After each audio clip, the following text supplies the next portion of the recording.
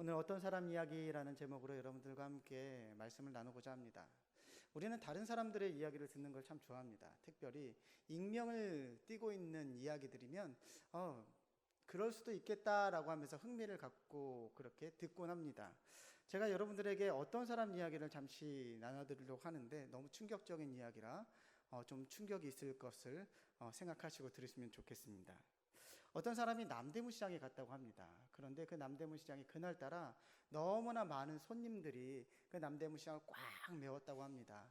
그래서 이제 시장을 보려고 이리저리 돌아보고 있는데 남대문 시장 한 가운데서 광장에서 큰 싸움이 일어났다고 합니다. 어떤 여자분과 중년의 여자분과 또한 그곳에 상인으로 보이는 여자분이 머리를 잡고 가판을 뒤집어 엎으면서 막 싸우는 그런 모습이 보였다고 합니다. 세상에서 돈 주고 볼 수 없는 두 가지가 있습니다. 불구경과 싸움 구경이죠. 그래서 이 어떤 사람도 이제 싸움이 어떻게 될까 이렇게 보고 있는데 그 싸움을 말리는 한마디로 모든 것이 정리되었고 그 사람이 얼굴이 벌개져서 돌아갔다고 합니다. 그 내용은 무엇이냐면 그 여자분 두 분이 머리를 잡고 사느니 죽느니 하면서 싸우는데 그곳에서 같이 온 것처럼 보이는 한 중년의 여성이 그 손님으로 보이는 그 여성을 말리시면서 권사님이 참아야지 누가 참어? 그랬다고 합니다. 어떤 사람 이야기죠. 이 내용을 본 사람도 없고 이 내용이 신문에 실린 적도 없습니다. 그런데 이 내용이 돈다는 것은 사람들의 시각 가운데서 그리스도인들의 삶이 그렇게 많이 여유롭지 않다라는 것을 그런 어떠한 이야기거리로서 만들어서 풍자와 풍요를 담아서 그렇게 어떤 사람으로 이야기하는 것, 그것을 우리는 어떤 사람 이야기라고 봅니다. 어떤 사람 이야기는 자기가 하고 싶은 말, 그것을 다른 사람의 익명을 빌어서 이야기하죠. 이 어떤 사람 이야기 말씀드렸던 이 이야기도 앞서 말씀드렸듯이 그리스도인들의 삶과 말씀이 약간 이율배반적으로 나타나는 것을 꼬집은 내용이 아닌가 싶습니다. 혹시 우리 권사님들은 싸우시는 일이 없을 줄 믿습니다. 우리가 어떤 사람 이야기를 이렇게 들을 때 그럴 수도 있겠구나라고 들으면서 나는 저러지 말아야지 하는 마음을 갖는다면 그 어떤 사람 이야기는 성공적인 이야기가 될 것입니다.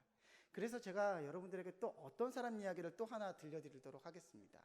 그 어떤 사람 이야기는 오늘 본문에서 시작되어지는 어떤 사람의 이야기입니다. 오늘 어떤 사람이 나옵니다. 오늘 13절 말씀 한번 보도록 할까요? 자, 13절입니다. 함께 읽어주시겠습니까? 시작. 무리 중에 한 사람이 이르되 선생님, 내 유산을 형을 명하여 유산을 나와 나누게 하소서 말씀해 주소서라고 말을 합니다. 어떤 사람입니다. 이 사람이 어떤 사람이있는지 우리는 알지 못하는데 성경에 나오는 그런 묘사를 통해서 알아본다면 유대인이었고 그리고 남자였으며 둘째 또는 셋째 정도로 보여주는 사람입니다. 그리고 또 하나 무리 중에 있었다라는 것으로 보았을 때 예수님에게 많은 호감을 가졌던 사람으로 볼 수 있다라는 것이죠. 그 사람이 오늘 예수님에게 나와서 한 가지를 요구를 합니다. 선생님, 저희 형에게 가서 한 가지를 좀 말씀해 주셨으면 좋겠습니다. 형이 받은 유산을 나와 나누게 해 주시는 것이 어떻겠습니까? 그걸 좀 말씀해 주십시오 라고 말씀을 이렇게 부탁을 드립니다. 그렇다면 이 부탁이 예수님에게 많이 해가 되거나 신뢰가 되는 내용이냐? 또 그것은 아니었다는 것이죠. 왜냐하면 이 사람은 유대인이었기 때문에 유대인의 율법을 지켜 행할 의무가 있었습니다. 그런데 아버지가 남긴 재산이 분배에 있어서 조금 잘못된 것 같습니다. 성경은 그 재산의 분배에 대해서 명확하게 기록하고 있는데 그 내용이 무엇이냐면 신명기 21장 16절로 17절까지 말씀인데 함께 읽어볼까요? 자기의 소유를 그의 아들들에게 기업으로 나누는 날에 그 사랑을 받은 자의 아들을 장자로 삼아 참 장자 곧 미움을 받는 자의 아들보다 앞세우지 말고 반드시 그 미움을 받는 자의 아들을 장자로 인정하여 자기의 소유에서 그에게 두 몫을 줄 것이니 그는 자기의 기력의 시작이라 장자의 권리가 그에게 있느니라. 신명기서에 나오는 장자의 권한을 말씀을 해주는 그런 내용인데, 이 내용은 이렇습니다. 장자가 있는데 그 장자가 미움을 받는 장자라 할지라도 장자이기 때문에, 첫째 아들이기 때문에 두 몫을 받는 것이 맞다라는 내용이 신명기서의 말씀입니다. 당시의 율법으로는 아버지의 유산은 첫 번째 아들이 분배에 있어서 두 몫을 가지고 나머지는 한 몫 이렇게 갖는 그런 모습을 가지고 있어야만 했습니다. 그것이 율법의 내용입니다. 다시 말씀드립니다. 이것은 사회에 어떤 평형되어지는 그런 법이 아니어서 율법이라는 것입니다. 유대인들은 반드시 지켜야 하는 법이라는 것이죠. 그런데 그것을 형이 아마 행하지 않은 것 같습니다. 이런 문제를 해결할 수 있는 방법은 한 가지였습니다. 바로 율법을 가르치는 랍비에게 가서 이것을 의논하고 랍비를 통하여 이 문제를 해결하는 것. 랍비가 하는 일은 유대인이 유대인 되게 하는 것이었습니다. 유대인이 유대인 되게 하는 것은 그 유대인이 혹 율법을 잘못 지킨다면 그것을 가르쳐 다시 잘 지켜서 온전한 유대인이 되게 하는. 그래서 지금 이 어떠한 사람은 예수님에게 나와서 이것을 요구하는 것이 결코 잘못된 일이 아니라는 것이죠. 당연히 해야 되는 것. 형을 위해서, 형이 온전한 그런 유대인이 되게 하기 위해서 지금 이것을 말하는 것처럼 보입니다. 하지만 우리가 이 본문을 읽었을 때 어떠한 느낌이 듭니까? 그러한 형이 완전한 유대인이 되는 것에 이 동생의 초점이 맞춰져 있기보다는 그 유산에 초점이 맞춰 있다라는 것을 우리는 느낄 수 있다라는 것이죠. 다시 말해 이 어떠한 사람은 율법을 빙자해서 자신의 유익을 취하려고 하는 그런 형태로 예수님에게 다가가고 있습니다. 그런데 왜 이 어떠한 사람이 예수님에게 그런 요구를 할 수 있었을까요? 우리가 읽었던 본문에서 13절에는 이 사람이 예수님을 무엇이라고 부르냐면 선생님하고 부른다는 것을 우리가 유념해 볼 때, 이 사람은 예수님을 메시아로 바라보는 것이 아니라 율법을 가르치는 선생님으로 지금 느끼고 대하고 있다는 것이죠. 그래서 이 율법을 지키게 해달라고 요구하는 것은 당연한 이치였습니다. 그런데 예수님이 무엇이라고 대답하느냐? 14절 말씀을 볼까요? 14절 말씀입니다. 이르되 이 사람아, 누가 나를 너희의 재판장이나 물건 나누는 자로 세웠느냐 하시고, 예수님은 두 가지를 다 지적하시면서 무엇이라고 얘기하냐면 율법을 지켜 행하게 하는 재판장도 아니고, 그렇다고 해서 율법대로 그 유산을 나누게 하는 그런 나누는 사람도 아니다라고, 그 두 가지가 나에게 속해 있지 않다라고 말씀하고 있습니다. 신뢰되는 요구를 한 것도 아니고, 그리고 무리가 되거나 무례한 요구도 아니었는데 예수님은 그것을 정중하게 거부하십니다. 그러면서 한 가지 예를 들어주시는데, 그 전에 예수님이 그에게 이 말씀을 하시고 한 가지 예를 들어주시는데, 이 말씀이 뜻하는 바가 조금 이상하다는 것을 우리는 느낄 수 있어야 됩니다. 바로 15절 말씀인데요. 15절 말씀 한번 읽어보도록 할까요? 시작. 그들에게 이르시되 삼가 모든 탐심을 물리치라. 사람의 생명에 그 소에 넉넉한 데 있지. 예수님, 우리 형이 유대인으로서 온전히 설 수 있게 선생님 도와주세요 라고 말하는 말에 예수님은 탐심을 버리고 너희 그 탐심 때문에 너의 삶이 유지되는 것이 아니다 라고 그렇게 말씀하십니다. 율법을 지키게 해달라고 요구했는데 말이죠. 그러면서 예수님이 또 어떤 사람 이야기를 또 하십니다. 자, 내가 어떤 사람 이야기를 하나 해줄 때 한번 들어볼래? 하시면서 하는 말씀이, 한 어떤 사람이 있었는데 풍년을 맞았다. 그 풍년 가운데서 소유가 넘치고 넘쳐서 곡간을 넓힐 정도로 그것을 넓히고 그것을 잘 잠겨놨다. 그리고 나서 그 사람이 자기에게 말하되, 이제는 살만하니 평안히 살자, 즐기자. 그런데 그날 밤에 만약 하나님이 그를 데려가신다면 그 소유가 누구의 것이 되겠느냐라고 그런 어떤 사람 이야기를 또 해주시죠. 이 이야기를 하시면서 말씀하시는 것이 무엇이냐면, 지금 이 사람에게 어떠한 예수님께서 직접적으로 하시는 말을 이 비유로 지금 넘겨서 말을 하고 있다라는 것이죠. 예수님이 말씀하시는 지금 이 어떤 부자의 비유는 이 사람에게 도전이 되는 비유입니다. 왜냐하면 예수님이 그 사람의 그 심령을 꿰뚫어 보셨기 때문이죠. 앞서 말씀드렸듯이 이 사람은 어떤 율법을 지키는 것보다 자신의 유익을 얻는 것에 집중을 했던 사람이고, 그렇기 때문에 예수님을 자신의 유익을 이루어줄 도구 같은 사람으로 지금 사용하고 있다는 것입니다. 그런데 예수님은 지금 무엇이라고 하냐면, 그렇게 네가 가지고 만약에 간다 할지라도 만약에 하나님께서 너의 생명을 취하신다면 그것이 무슨 의미가 있겠느냐라고 말씀하고 있다는 것이죠. 그러면서 21절에 이렇게 말씀하시는데, 21절 말씀이 아주 중요한 말씀입니다. 21절 말씀을 함께 보도록 하겠습니다. 자기를 위하여 재물을 쌓아두고 하나님께 대하여 부요하지 못한 이가 이와 같으니라. 아니, 갑자기 하나님께 대하여 부요한 이야기를 말씀하고 있다라는 거죠. 어떠한 사람은 지금 자신의 탐욕과 자신이 가지고 있었던 어떠한 생각들이 예수님 앞에 들킨 것도 민망한데, 그 가운데서 지금 예수님이 무엇을 지적하고 있냐면, 너 안에 하나님이 없다라고 말씀하고 계시는 것입니다. 아니죠. 왜요? 난 유대인이기 때문입니다. 아니죠. 왜요? 나는 율법을 제대로 이해하고 제대로 행하기를 원하는 사람이기 때문이죠. 내가 예수를 따랐고 당신의 음성을 들었고, 그리고 내가 유대인으로서 우리 형이 잘못하고 있는 그 율법을 내가 지적하고 그것이 올바르게 분배됨으로써 우리 형도 율법적으로 완벽한 유대인이 되고 나도 유대인으로서 내 소유를 누리려고 하는 사람인데, 왜 내 안에 하나님이 없다고 말씀하시냐는 말입니다. 예수님을 따랐고 우리 중에 어떤 사람이고 율법을 잘 지키는 사람인데, 오늘 이 사람에 대해서 지금 하나님이 없다라고 말씀하고 있습니다. 우리가 이 어떤 사람 이야기를 들을 때 나도 모르게 그 어떤 사람이 나의 입장에 서게 되는 그런 상황이 벌어지게 됩니다.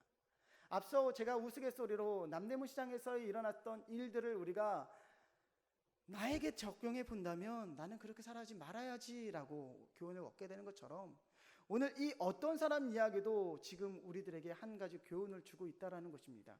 그것은 무엇이냐면, 내가 혹시 예수를 따름에 있어서 이 사람과 같이 예수님을 따르는 목적이, 삶의 목적이 나의 삶을 성취해주는 어떠한 도구로서, 그리고 내가 괜찮아 보이는 그리스도인을 보이려고 하는 어떠한 형태로서 예수님을 혹시 따르고 있지 아니하는 것입니다.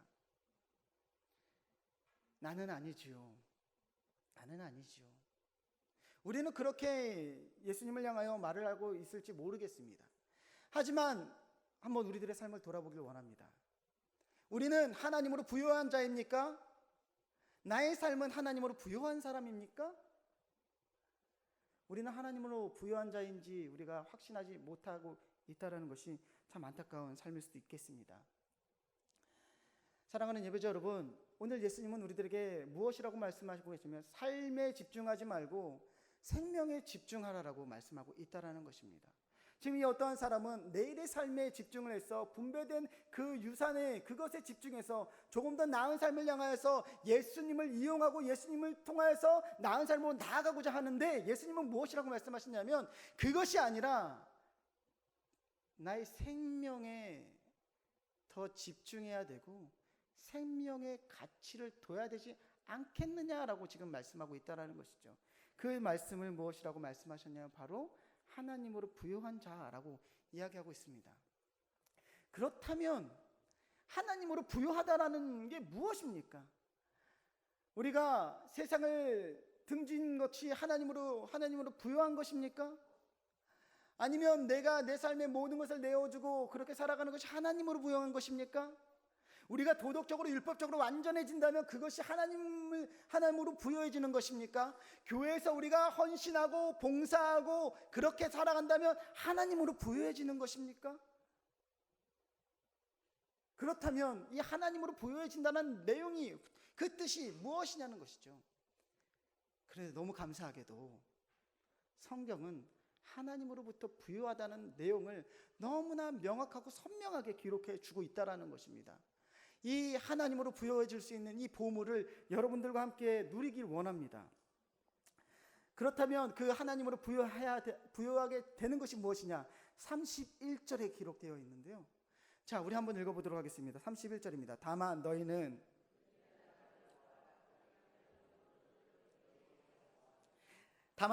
그의 나라를 구하라.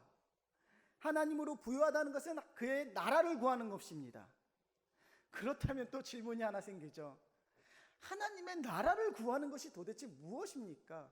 하나님의 나라를 구하는 것, 이것도 성경에 있습니다. 감사하지 않습니까? 로마서 14장 17절 말씀인데요. 자, 한번 읽어볼까요? 시작.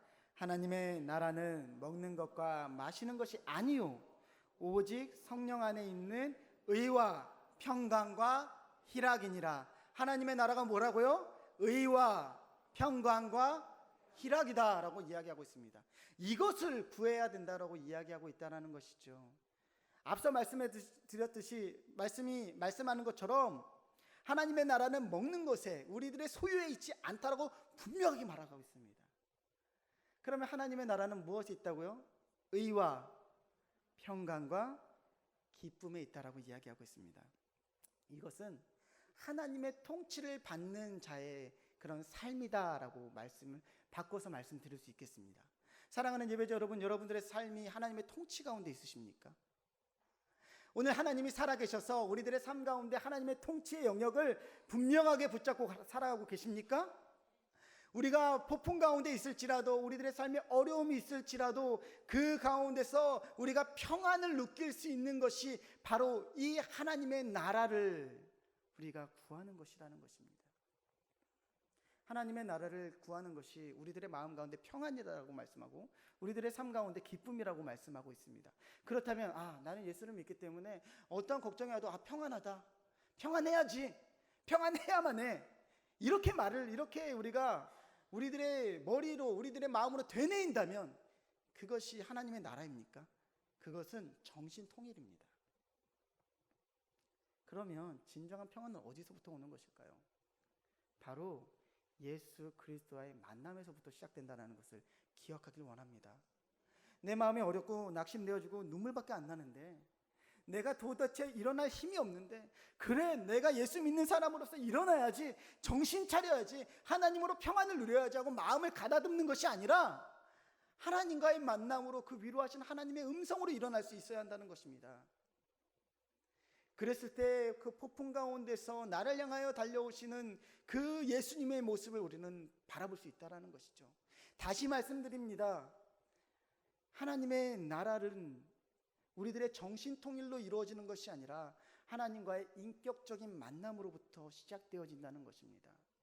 여러분들의 삶의 순간순간이 하나님의 통치, 하나님과의 인격적인 만남, 예수 그리스도와의 만남으로 계속 평안이 유지되었으면 좋겠습니다. 어렵습니다. 어렵죠. 우리들의 삶이 항상 파도 가운데 있기 때문입니다. 그러나 기억할 것은 그 파도를 잠잠하게 하는 능력은 하나님의 말씀으로부터 시작되었다는 것입니다. 두 번째, 하나님의 말씀은 어디에 있다라고 말씀하고 있냐면 고린도전서 4장 20절엔 이렇게 기록하고 있습니다. 두 번째 하나님의 나라입니다. 시작. 하나님의 나라는 말에 있지 않고 오직 무엇이 있다고요? 능력이 있습니다. 하나님의 나라를 경험하는 방법은 바로 능력입니다. 그러면 어떻게 하나님의 능력을 내 삶 가운데 끌어들일 수 있을까요? 어떻게 하면 하나님의 능력을 내가 그것을 내 삶 가운데 이뤄낼 수 있을까요? 그것은 기도밖에 없습니다. 기도의 능력이 하나님의 보좌를 움직인다는 사실은 우리 알고 있습니다. 그러나 아는 것과 행하는 것은 절대적으로 다르다는 사실 또한 우리 알고 있습니다. 너무 바빠서 기도할 수 없고, 내 마음 가운데 여유가 없어서 이 풍랑 가운데 전혀 기도할 수 없어서 마음으로 하나님 도와주십시오 밖에 되뇌이지 못한다면 우리는 하나님의 나라를 누리고 있는 것이 아닙니다. 하나님의 나라는 어디에 있다고요? 능력에 있습니다. 하나님의 나라가 우리들의 기도 가운데서 능력으로 나타날 때 우리는 작은 믿음으로 큰 산을 옮기는 그런 삶의 경험하게 될 것이라는 것이죠. 하나님이 우리들에게 많은 것을 바라지 않습니다. 우리들의 삶 가운데 어떤 거룩의 탁월함을 바라지도 않으시고 믿음의 분량을 바라보지도 아니하시고 우리들의 어떠한 삶의 그런 도덕적인 기준을 요구하시지는 않습니다. 단 한 가지 요구하시는 것이 있다면 겨자씨만한 믿음, 겨자씨만한 믿음. 폭풍 가운데 예수님이 나를 향하여 걸어오신다는 그 확신이 하나님의 나라를 누리는 그런 삶으로 우리를 인도하게 할 것이라는 것입니다. 기도가 능력이 될 줄 믿습니다. 기도가 능력이 되어질 줄 믿습니다. 정말 아멘이십니까? 그렇다면 여러분들의 삶 가운데 그 능력이 날마다 선포되어지고 여러분들의 삶을 보는 수많은 사람들이 저 사람이 믿는 하나님이 진짜라고 말할 수 있는 그런 삶을 살아낼 수 있기를 원합니다. 그것이 하나님으로 부요한 사람인 것입니다. 마지막으로는 예레미야서 29장 12절로부터 13절입니다. 예레미야서 29장 12절로 13절 시작. 너희가 내게 부르짖으며 내게로 와서 기도하면 내가 너희들의 기도를 들을 것이요 너희가 온 마음으로 나를 구하면 나를 찾을 것이요 나를 만나리라. 이 기도의 약속을 신뢰할 수 있길 원합니다. 마지막입니다. 누가복음 12장 21절 말씀. 자, 한번 읽어볼까요? 시작. 저기 있다도 하나님의 나라는 어디에 있다고요? 우리 안에 이미 선포되었습니다. 예수 그리스도께서 이 땅에 오시면서 이미 하나님의 나라는 이 땅 가운데 임하였습니다. 예수 그리스도의 이름의 능력이 나타나는 순간부터 이 땅 가운데 하나님의 나라는 이미 선포되었습니다. 아직 완성되지 아니한 하나님의 나라를 우리는 살아가고 있습니다. 이것이 하나님의 나라입니까? 아멘이죠. 왜냐하면 하나님의 통치가 내 안에 있기 때문입니다. 믿지 않은 사람들의 공동체 가운데 살아갈 때 그것이 하나님의 나라입니까? 아멘이죠. 왜냐하면 하나님의 나라는 내 안에 있기 때문입니다. 이 세상을 살아갈 때 이 세상의 어떠한 부분에서도 우리가 하나님을 경험하고 하나님의 통치를 구하며 기도로 승리하고 나아간다면 우리 안에 이미 하나님의 나라가 선언되어진 것입니다. 그렇기 때문에 여러분들의 삶의 순간순간이 하나님의 나라가 되는 것입니다. 멀리 있지 않습니다. 하나님의 나라는 멀리 있거나 어려운 것이 아닙니다. 이미 예수 그리스도로 이 땅 가운데 선언되었고 선포되었고 누릴 수 있게 우리들에게 허락해 주셨습니다. 그런데 왜 우리는 이것을 누리지 못하고, 왜 우리는 이것을 경험하지 못하고, 왜 우리는 지금까지 그 하나님의 부유함을 알지 못했습니까? 예수님을 나의 삶에, 나의 요구에, 나의 바람에, 나의 소망에 이루어주는 도구로 여기고 있었기 때문이라는 것입니다. 하나님, 나는 하나님의 자녀이오니 하나님 나의 삶을 이루어 주시옵소서. 나의 기도에 응답하여 주시옵소서. 우리가 하나님을 지금까지 이렇게 누리고 있었다면 지금 예수님 앞에 형의 문제로 율법을 사칭하여서 나온 그런 하나님의 자녀와 무엇이 다르겠습니까? 하나님 성경에 이렇게 말씀하시지 않았습니까? 하나님 성경 말씀 이렇게 말씀하셨사오니 나에게도 이루어 주셔야 되지 않겠습니까?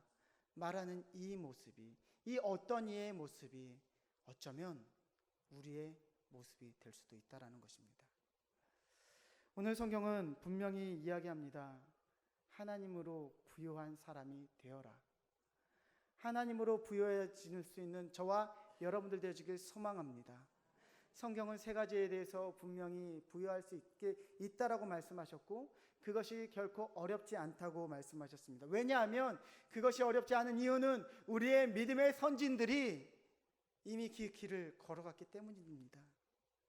삶의 모든 것을 내어놓고 때로는 목숨도 내어놓고 가족까지 내어놓고 바다를 건너 이 땅에 올 때 그 수많은 선교사님들의 삶을 통하여 이미 증거해 주셨고, 그리고 이 성경이 우리들의 손 위에 들려지기까지 수많은 사람들이 그렇게 살아냈고 하나님의 나라를 누렸고 부자로서 하나님의 영광 가운데 안기었다는 것.